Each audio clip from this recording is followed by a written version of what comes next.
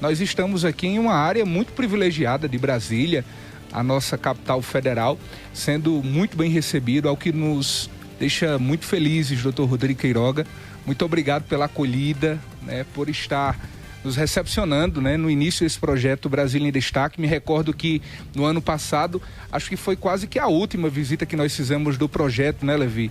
E aí foi tão bom no ano passado que esse ano a gente decidiu, não, vamos abrir esse projeto com a visita ao escritório do doutor Rodrigo Queiroga, aqui em Brasília. Muito obrigado pela acolhida. O seu boa tarde agora a Souza, mas principalmente ao Sertão e à Paraíba, que lhe assiste e lhe escuta a partir de agora. Boa tarde. Boa tarde, é um prazer, uma satisfação recebê-los aqui. Parabéns, boa tarde também aos meus conterrâneos, amados conterrâneos da minha cidade de Souza, pessoal de Cajazeiras, enfim, todo o sertão paraibano. Essa terra de pessoas aguerridas que, para mim, eu tenho um sentimento muito grande, eu tenho uma gratidão muito grande para o meu sertão. Seja pelos meus pais, meus avós, meus familiares, o pessoal da fazenda, que tem uma raiz sertaneja muito forte na gente. Independentemente do local onde nós estivermos, seja fora Souza, seja fora da Paraíba, mas sempre teremos algo dentro da gente. Souza sempre estará comigo. Então, um beijo no coração de todos os conterrâneos do sertão da Paraibana. Doutor Rodrigo, que é, como já foi dito, né, por nós e por ele, natural da cidade de Souza, é uma pessoa que a gente tem um contato. É aqueles amigos, José Neto, que não precisa ver toda hora, todo dia, todo instante, né? Uma pessoa que, se você passar 20 anos, 25 anos sem se ver, sem se falar, é aquela amizade, na consideração, que como se estivesse ali presente em todos os momentos da vida. E o preceito, né, da amizade, do respeito, é justamente esse, né, a consideração. E a gente tem isso por Rodrigo, e a gente percebe também essa reciprocidade. Sempre que a gente vem a Brasília, está no calendário, né? Se não vier ao escritório do doutor Rodrigo e seus outros sócios também, vamos falar sobre isso também, as especialidades, as áreas, os profissionais de know-how, de nome que estão aqui presentes no escritório aqui na capital federal. Eu tenho pelo senhor doutor Rodrigo, não é missa de corpo presente não, mas uma estima, uma consideração muito grande, um respeito, né? E vejo essa reciprocidade, e eu sei que isso é o seu jeito, está na sua essência, né? O garoto que nasceu em Souza, virou adolescente em Souza, promoveu alguns eventos também na cidade de Souza, já dava lá na sua juventude a sua contribuição em realizar eventos, gerar emprego, gerar renda, e trouxe justamente isso para a capital federal, e impregnou, introduziu aqui no seu escritório, e é sem dúvida alguma, além de ser uma liderança naquilo que faz, é também uma referência. Doutor Rodrigo Queiroga chegou a concorrer, inclusive, a uma vaga, né, de desembargador no Tribunal Regional Eleitoral do Distrito Federal. Enfim, está aqui hoje, inclusive recebeu hoje, para se ter uma ideia, do gabarito que é o seu escritório, né, a qualidade do seu serviço, a carta de clientes que ele tem. Chegou hoje, inclusive, a receber o ministro Augusto Nardes aqui em seu escritório. Então, de coração, doutor Rodrigo Queiroga, eu faço aqui esse depoimento, né, evidenciando para os nossos ouvintes, internautas, a nossa amizade e o respeito que a gente tem um sobre o outro.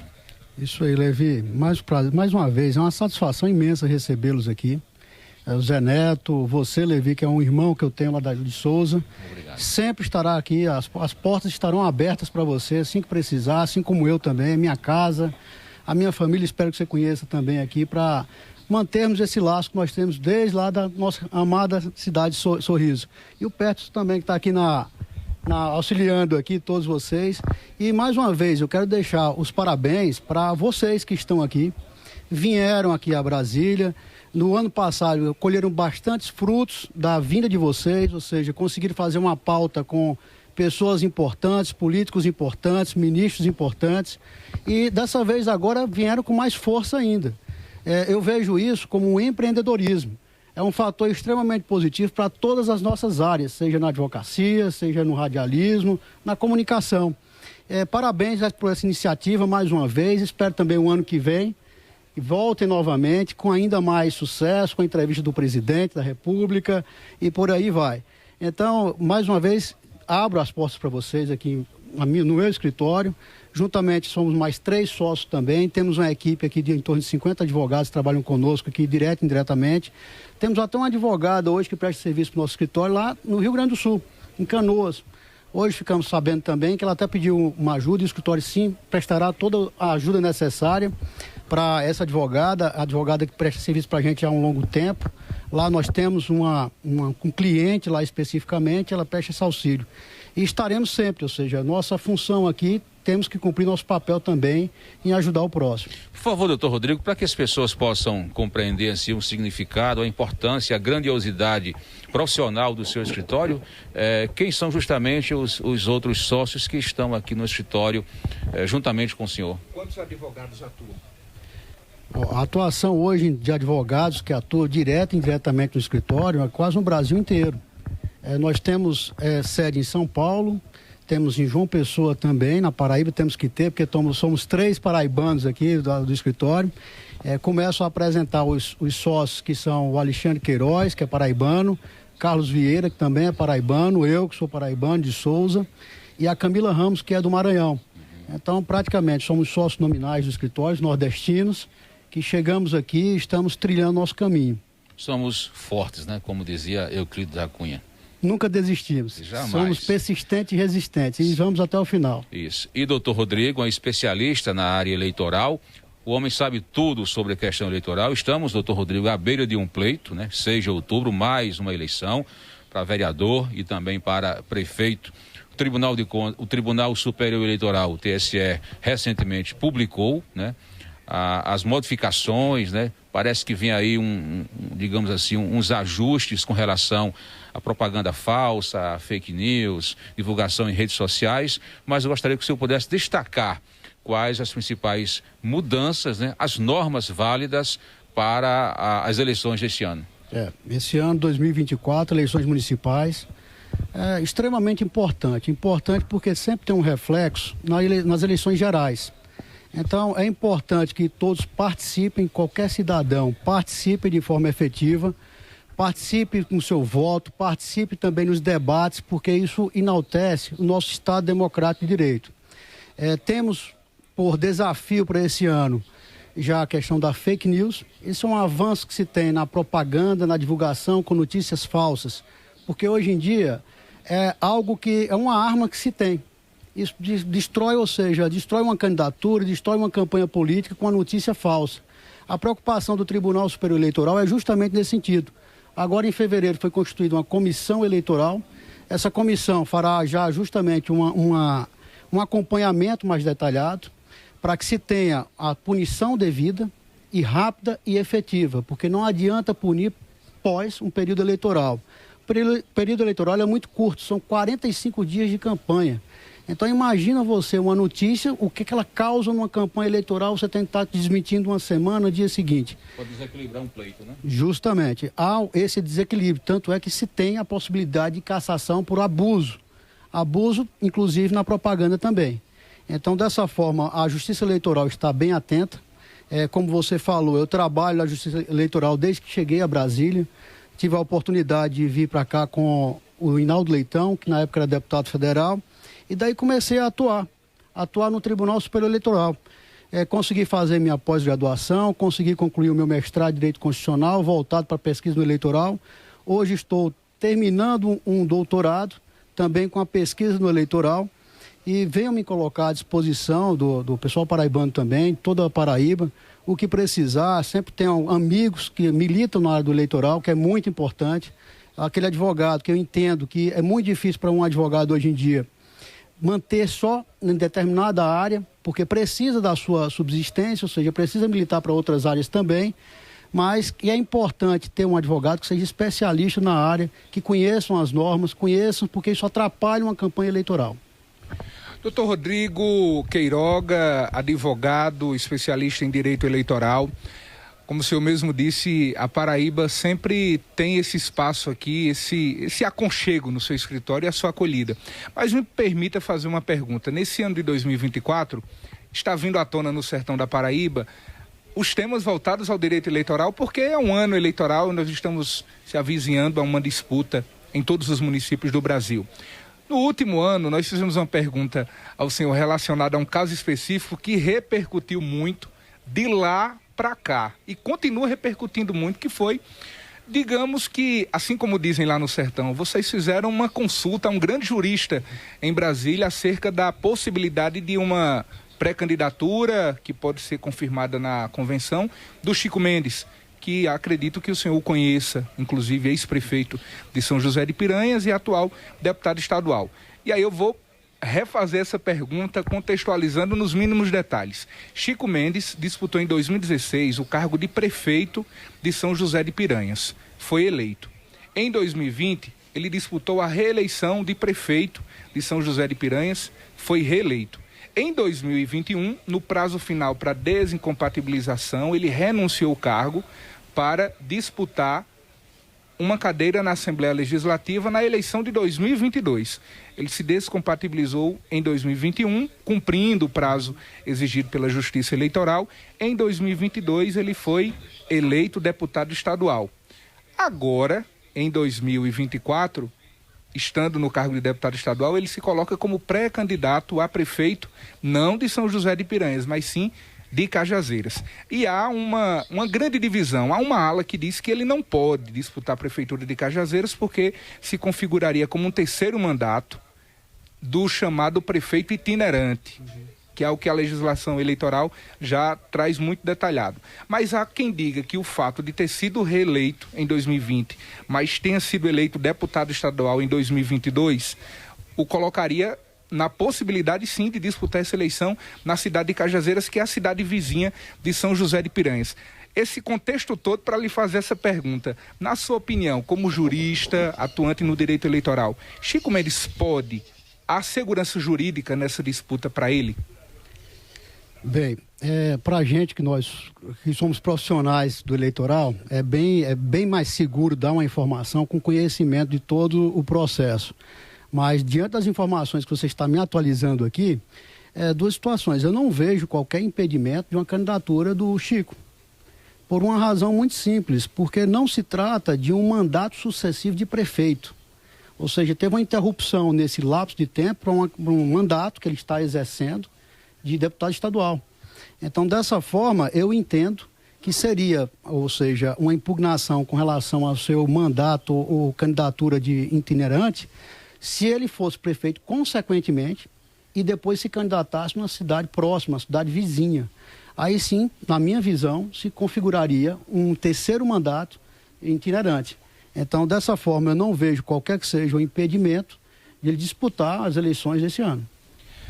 Ficaria, por exemplo, a cargo de uma análise minuciosa. Nós sabemos que na justiça cada caso é um caso, mas existem casos, por exemplo, de prefeitos que foram eleitos, depois reeleitos, disputaram um cargo de deputado somente para justificar uma eventual candidatura 2 anos depois. Nesse caso, poderia se configurar também dessa forma ou não? Não, eu não vejo impedimento da candidatura dele. Eu não vejo. Haveria a possibilidade, mesmo assim, para fazer uma análise mais detalhada, verificar a hipótese dele exercer mandatos consecutivos. Então, essa junção de 2 mandatos exercendo, aí sim poderia se configurar o terceiro mandato. Mas mesmo ele disputando, ou seja, isso já deixou aberto, na legislação não tem um impedimento ou empecilho legal com relação a ele disputar agora um cargo de prefeito. Doutor Rodrigo, em Cajazeiras, por exemplo, a oposição garante, por exemplo, na visão da oposição, de que ele não poderia. O senhor está trazendo de que, na sua visão, ele pode sim colocar o seu nome à disposição como pré-candidato. Mas caso a oposição, ela certamente irá recorrer à justiça para tentar impugnar. Na sua opinião, quais são os trâmites que seguirão? Por exemplo, até a convenção, é a partir do momento da homologação da candidatura que pode-se requerer uma impugnação da candidatura, e esse processo, passo a passo, pode fazer com que ele tenha a candidatura suspensa. Como é que vai acontecer a partir do momento que a oposição requerer à justiça esse impedimento? Pois não, tem um processo eleitoral que se começa com uma convenção partidária. Os partidos indicam quais serão os candidatos escolhidos em convenção. Após a escolha, é feito o registro de candidatura. E aqui eu peço até a permissão para o meu amigo Levi fazer mexendo um livro que eu estou lançando, já lancei já 3 eleições passadas, que é justamente a ação de impugnação de registro de candidatura. Já estou agora na terceira atualização do livro, que é justamente aí o ponto da sua pergunta, que se chega, ou seja, o candidato, ele apresenta o seu registro, seja o partido ou a coligação, apresenta o registro do qual seria o candidato, o prefeito e os vereadores, e daí se abre o prazo para a impugnação do registro de candidatura. Aberto esse prazo, tanto os candidatos como os partidos ou a coligação têm legitimidade para apresentar a impugnação. Essa impugnação ela é feita justamente para tirar candidatos que não possuem a sua condição de elegibilidade ou que tenha contra si causas de inelegibilidade. Então, dessa forma, se apresenta, quem assim achar que tem esse direito de fazer essa impugnação, questionando as condições, se ele está ou não exercendo o terceiro mandato, e aí será ajuizado no juiz zonal de Cajazeiros, não é isso a candidatura dele? Isso. Então, consequentemente, o juiz zonal dará uma sentença, se reconhece ou não a procedente ou não essas informações com seu deferimento ou indeferimento do registro. E pode-se recorrer para o Tribunal Regional Eleitoral. No Tribunal Regional Eleitoral, que são 7 desembargadores, lá eles têm uma decisão colegiada e pode-se chegar aqui posteriormente ao Tribunal Superior Eleitoral. Então, com relação nesse caso especificamente, eu não vejo, a priori, qualquer que seja o impedimento legal dele disputar uma vaga de prefeito, por ter exercido o cargo de deputado estadual. E me coloco à disposição, que precisar mais algum esclarecimento, mas qual outra informação mais técnica, mais com processo, seria mais segura. Passar a cópia do processo aí, o histórico de Chico para doutor Rodrigo, né? Viu? Olha, um abraço aqui para o pessoal de Itaporanga, né? Na Maia FM. Maia FM, nos retransmitindo. João Pessoa, Cruz das Armas, né? Onde está lá, eu vou fazer um merchan também, viu? Peço permissão para divulgar aqui a Farmácia Vieira, lá no Jardim Veneza, em João Pessoa. Um abraço a você, Vitor Henrique, Andresa, Marcos, todo mundo aí da Farmácia Vieira. E abraçar também Zé Moreira em casa, né? Em Souza. O Alisson Bezerra, nosso colega do Mais PB, Marcelo Gomes de Moraes, né? Na capital de todos os paraibanos. Doutor Rodrigo, a gente vê a cada eleição o Tribunal Superior Eleitoral, os tribunais regionais, os juízes eleitorais das comarcas apertando, fiscalizando, orientando, dizendo, eleitor, se proceda dessa forma, você candidato, se proceda também dessa forma.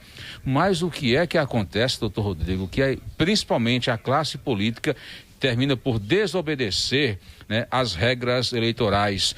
As multas são pesadas, se são pesadas ainda não estão sendo suficientes para barrar, né, digamos assim, esse estigma das eleições municipais, seja estaduais ou gerais, de fazer com que os candidatos ou pré-candidatos, esse ano temos uma eleição em 2 tempos, né, uma campanha em 2 tempos, a pré-campanha que é agora e a campanha propriamente dita. O senhor acha que mesmo com esse apertamento, essa vigilância, ainda são leves, né, as penalidades aos políticos? Ô Levi, se me permite até um pouco antes voltar, o livro que eu divulgo, ele é gratuito, é um livro online, será disponível. É um e-book? É um e-book. Que bom. Então ficará disponível, que é justamente uma contribuição que eu faço com as pessoas ou com alunos, em compartilhar conhecimento, tudo aquilo que eu aprendi na minha área acadêmica. O livro estará disponível agora no mês de junho, www.rodrigoqueiroga.com.br. Faz um cadastro, peço uma autorização em razão da Lei de Proteção de Dados e se faz o download. Isso tem um manual que ajuda qualquer cidadão a entrar com a notícia de inelegibilidade. E daí tem o seu trâmite normal. Mas, voltando aqui, Levi, peço permissão e escusas por justificar. Veja bem, a legislação eleitoral ela vem se aprimorando a cada eleição. Sempre temos algo a inovar, sempre temos algo a melhorar com relação ao principal ponto da eleição, que é o voto do eleitor. Esse é que é o principal, a manifestação popular, a principal manifestação popular democrática. Então, dessa forma, a Justiça Eleitoral busca avançar. Hoje em dia temos as redes sociais, que isso precisa, eu não diria ter um controle. Eu respeito a liberdade de expressão, tenho todo respeito à manifestação popular. Agora, veja bem, o que não se pode é cometer atos criminosos, com atos inverídicos ou notícias falsas, disseminando mentiras para prejudicar determinado candidato. Então, essa é uma situação que tem que ser coibida de forma rápida. Ela não vai esperar um processo tramitar para que se chegue uma punição pós-eleição. Então, tem que ser feito de imediato. Isso a Justiça Eleitoral está bem atenta para que se tenha efetividade nas suas decisões. Com relação aos descumprimentos, eu coloco alguns casos aqui que chamam a atenção, que a Justiça Eleitoral ficou muito atenta desde as eleições passadas, principalmente eleições municipais. Cota de gêneros. Aquelas candidaturas femininas falsas. Então, isso daí a Justiça Eleitoral está de olho, estará de olho também. É importante que os partidos tenham essa responsabilidade, que coloquem realmente candidatas que participem efetivamente da campanha eleitoral. Não venham tão somente para preencher ficha e cumprir meta ou cumprir a legislação. Isso a Justiça Eleitoral, sim, haverá uma punição severa que é o indeferimento de todo o registro da chapa. Então, consequentemente, eu entendo que as punições, cada vez mais, elas vêm para melhorar, aprimorar, e isso tudo tem um propósito, manter incólume, manter fidedigno o voto popular. Doutor Rodrigo, uma dúvida ainda, aproveitando essa entrevista, um pré-candidato que foi denunciado, seja ao Tribunal de Contas, ao Tribunal de Justiça, seja na vara eleitoral como na vara criminal, ele fica impedido de disputar uma eleição? Para ser mais objetivo e direto, em Souza, o pré-candidato a prefeito Gilberto Sarmento, ele enfrenta na justiça um processo de quando foi diretor do Hospital Regional de Souza. Há quem diga que, por este processo, ele estaria impedido de disputar a eleição de 2024 e teria que ser substituído. Não sei se o senhor tem detalhes acerca desse processo, mas ele estaria realmente, caso transitado e julgado, condenado, ele está impossibilitado de participar da eleição?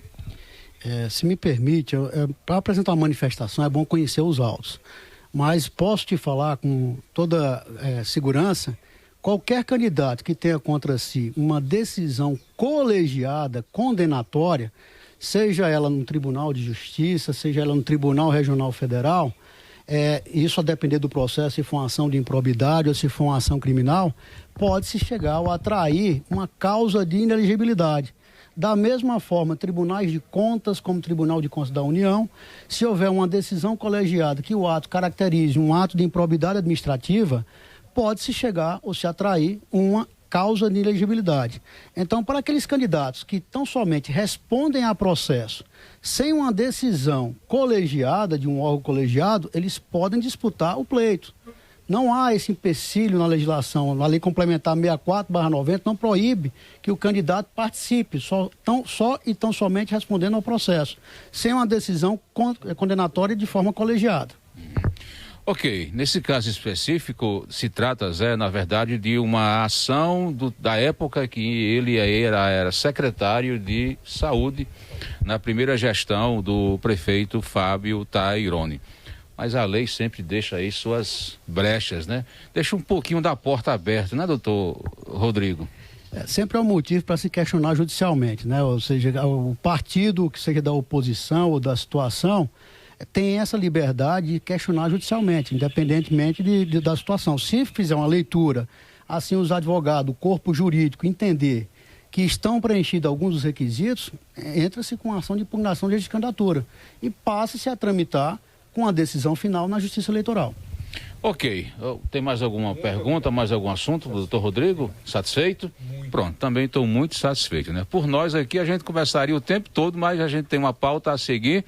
Sempre bom conversar e aprender, né? Com o doutor Rodrigo Queiroga, o filho de dona Olívia, e o neto do coronel Emílio Sarmento. Isso mesmo, isso mesmo. Uma família de muitas histórias, né, doutor Rodrigo? Isso mesmo, filho de Gilson Queiroga de Oliveira, Olívia Maria de Saqueiroga, com meus avós que são minhas referências, né, Emílio Sarmento, Maria Olívia, José Bento de Oliveira e Petronila.